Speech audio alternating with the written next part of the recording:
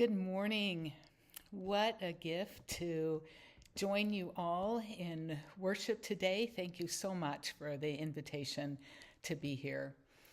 It is my privilege as well to bring you greetings from my fellow colleagues serving through Church at the Park in both Marion and Polk counties here in the greater Salem, Oregon area.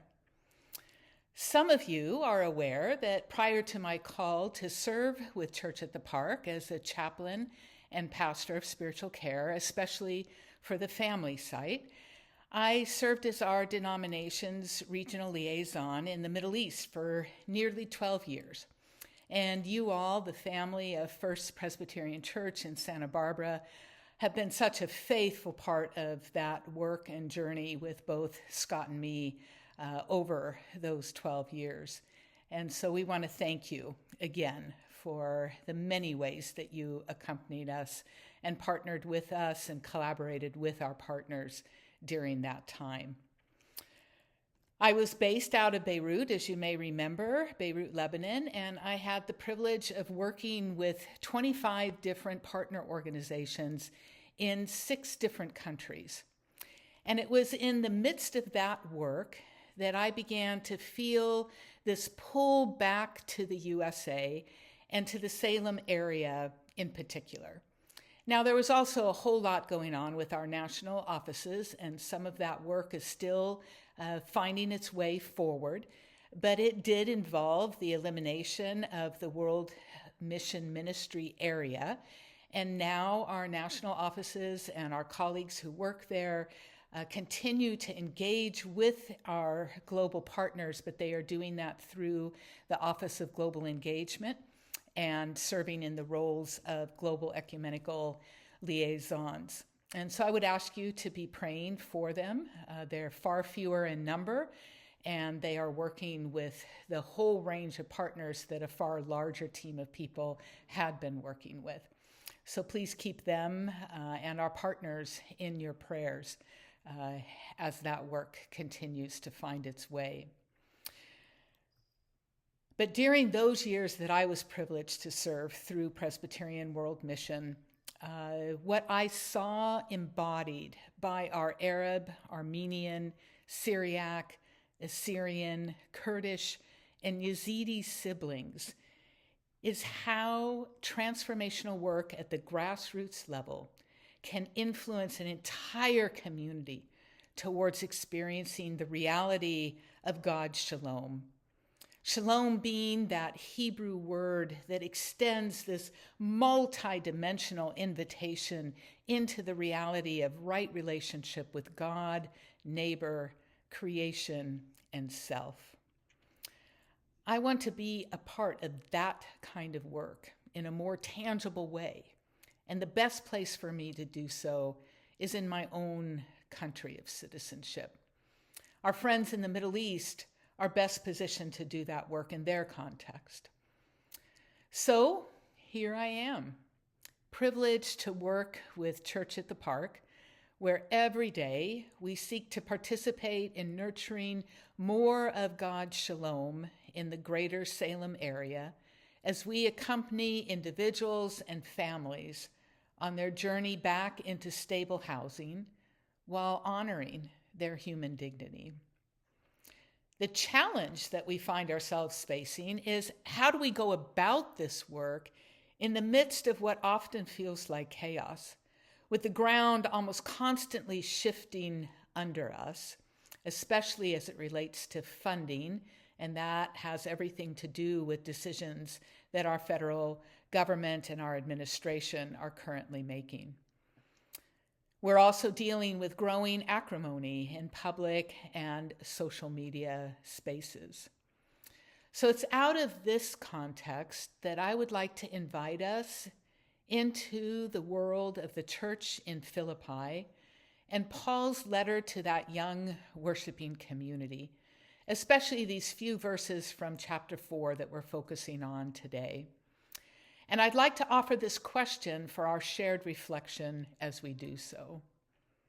What might be the invitation Christ's Spirit is offering to us in our context today, whether that's in the greater Salem area where I am or in the greater Santa Barbara area where you all are. What is that invitation, both for our personal faith journeys as we engage with all that life brings our way, but also for how we are called to be part of God's activity in our wider society and world? Paul, while in prison, is writing this letter to the young worshiping community in Philippi. It's the first church known to be established in Europe, in an area that we know today as northeastern Greece, not far from the borders of Bulgaria and Turkey. At the time, it was a significant city of commerce located on a primary trade route and was deeply steeped in Roman culture. It's clear from the vocabulary that Paul uses that he was writing to a Gentile, meaning a non-Jewish audience, who identified as Roman citizens. And yet at the same time, they were now followers of Jesus. And so they found themselves at odds with the state that demanded allegiance to the emperor and no other. I wonder if they wondered, will we lose our business if it becomes known that our allegiance no longer is to the emperor, but rather to Jesus, who was murdered by our state on a cross? Will we be canceled from our circles of relationship? Will it become harder to provide for our families? At first, these words from Paul, as found in Philippians 4:4-7, at first they can seem a bit simplistic or even like platitudes. How many of these sayings find themselves onto refrigerator magnets? How could Paul's invitations to rejoice, or another way of saying that is to live from joy, Paul's invitation to act with gentleness, his invitation to pray with thanksgiving, how could these invitations possibly have helped this young band of Christ followers survive in a violent culture that demanded loyalty to the emperor?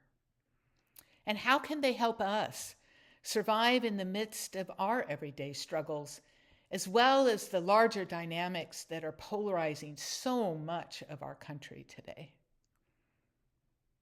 And then I noticed something that repeats with each of these invitations.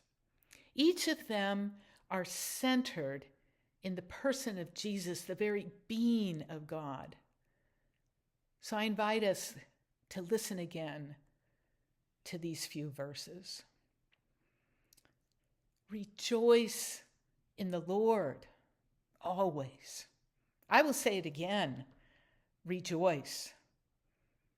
And let your gentleness be evident to all. The Lord is near. Do not be anxious about anything, but in every situation, by prayer and petition, with thanksgiving, present your requests to God. And the peace of God, which transcends all understanding, will guard your hearts and your minds in Christ Jesus. These practices of living from joy, acting with gentleness, and praying with thanksgiving are all part of how we can embody the life and way of Jesus in the midst of personal and societal challenges.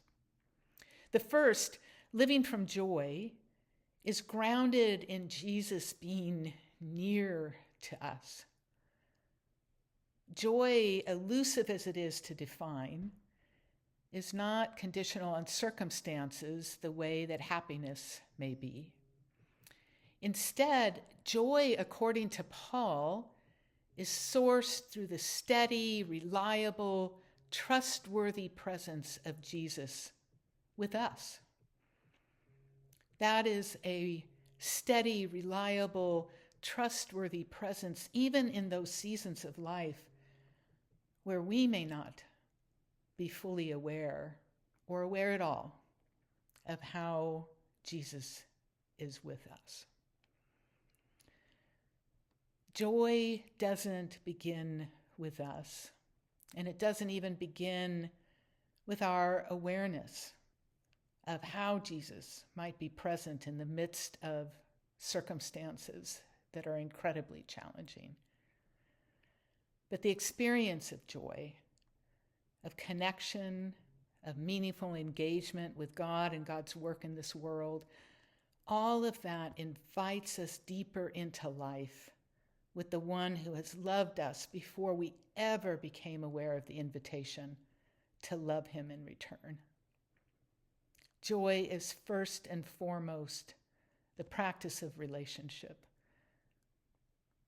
of finding those pathways that work for us to connect with and be present to the one who is always present to us. And our life flows from this spring of relationship. Vicky, not her real name, just to be keeping with HIPAA guidelines, is a senior citizen living at our Village of Hope site. Vicky has some significant health challenges that are terribly painful to live with. But the first thing you would notice about her is her smile and the joy that just radiates from her frail being. When I've asked Vicky what sustains her, she tells me about how she has experienced God's goodness and faithfulness in her life. This from a woman who has not had her own stable housing for way too many years. And yet, she shares how Jesus continues to fill her with strength enough for the day, day by day. It is this well of relationship with Jesus that sources her joy in the midst of her life challenges. I find myself so deeply encouraged by her example and her journey. Paul also links our ability to act with gentleness to Jesus being near to us.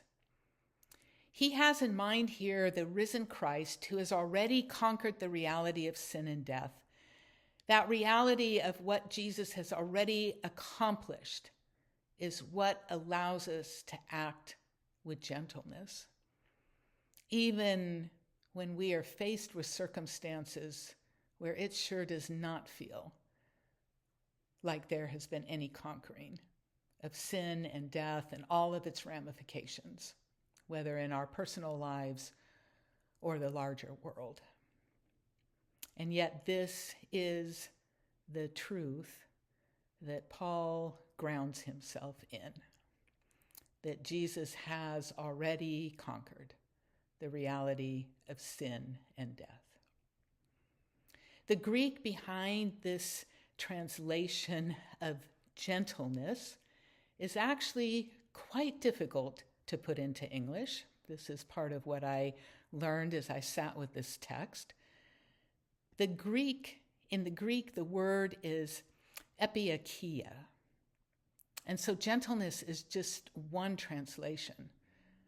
Others include modesty, forbearance, patience, softness, meeting another halfway. Here's how the ancient Greeks explained this quality. They explained it as practicing justice and something better than justice. you can see how it's difficult to fit that into one English word. William Barclay, a Scottish pastor and theologian, he described the meaning of epieikeia this way. A person has the quality of epieikeia if they know when not to apply the strict letter of the law, if they know when to relax justice and to introduce mercy. We live with 4 questions as the Church at the Park, colleagues and guests. 4 questions that we seek to have shape our life together. These are questions that seek to invite us into embodying the life and way of Jesus. And they invite us to reflect on how we are seeing, being, and doing to the end of what we are creating together. One of these questions in particular helps me move in the direction of practicing epieikeia and trusting that Jesus will indeed bring to completion what he began through his life, death, and resurrection. So here's the question. Does my way of being call me out of rivalry with others, where it can become easy to see them as an enemy, and into peacemaking? Out of rivalry and into peacemaking. Matt Holan, who is the pastor of St. Thomas Church here in Salem, he recently described peacemaking work this way. He said, "It is actively working for shalom." There's this word again, Hebrew word again. "It is actively working for shalom, right relationship between us and ourselves, us and others, us and creation, us and God. It is being willing to confront injustice and heal wounds rather than covering them up, keeping in mind that injustice robs both the perpetrator and the receiver of injustice of their respective humanity. Above all, peacemaking is rooted in love." It strikes me that epieikeia, practicing gentleness, knowing when to relax justice and introduce mercy, is a key quality to embody in the work of peacemaking. For without it, we can either err into ignoring injustice for the sake of calm, or being blinded by self-righteousness and seeing the other as someone to destroy, thereby introducing yet another layer of injustice. Practicing gentleness, practicing epieikeia, sourced from knowing that the Lord is near in all the fullness of what that means, empowers us to discern a faithful path for the work of peacemaking, to offer ourselves and others grace when we fail in this challenging work, and to return again and again to our source in Jesus. I was so deeply reminded of that yesterday as I attended one of the No Kings protests here in Salem, and hearing different speakers, and some of them deeply steeped in the practice of nonviolence and peacemaking, and others that spoke of this bifurcated society where some can belong but not others. We live in a time where we need to be practicing peacemaking, guided by epieikeia. It is fitting that Paul ends with the practice of praying with thanksgiving. Worry, anxiety, they can consume us, especially these days, with all that is going on around us and all the ways that it impacts our personal lives and our community, people we know and love and those that we don't know, and yet we feel the way that this impacts them, the way that it's impacting our nation and even our world. Somehow the practice of gratitude inoculates us against the toxic impacts of worry and anxiety. And somehow the practice of acknowledging to God those things for which we are grateful, in the midst of also sharing with God all of our needs, opens our spirits to receiving the gift of peace, God's own peace. There is mystery here, and yet it is real and true. I think the person who has embodied this the most to me is my mom.